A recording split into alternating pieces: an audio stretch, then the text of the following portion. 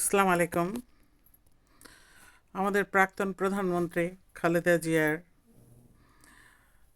ইন্তেকাল হয়েছে আজকে। আল্লাহ তাকে বেহেশত নসিব করুন। সবাই চোখের জল ফেলে কান্নাকাটি না করে তার মাগফিরাত কামনা করুন প্লিজ। দোয়া পড়ুন, দরুদ শরীফ পড়ুন, কিছু সূরা পড়ুন, আয়াতুল কুরসি পড়ুন, যেটা ওনার কাজে লাগবে। আপনাদের চোখের জল, তার ছবিটাকে সামনে নিয়ে অশ্রু ঝরানো, এসবে ওনার কোনো উপকার হবে না।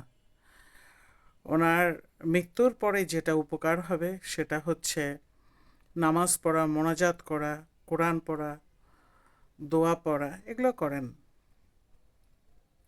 অযথা চোখের জল ঝরায় নিজেদের মাথা পেইন করা, চোখ ফোলানো, মানুষকে দেখানো, এগুলো কোনো মানে হয় না।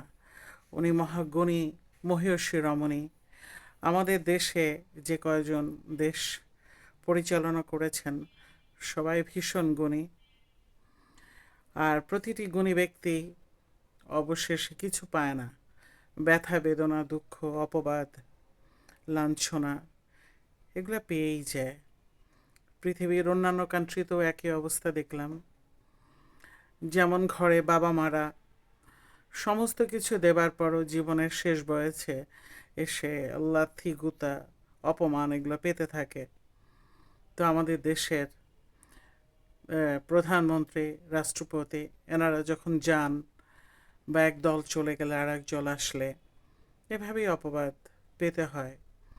কিন্তু কেউই দেশের জন্য মার্শাল্লাহ কম করেন না। সবাই প্রোগ্রেস করেন, সবাই প্রোগ্রেস করার জন্য জান প্রাণ লাগায় দেন। এখন এর মধ্য দিয়ে কিছু ভুল ত্রুটি তো হয়েই যায়।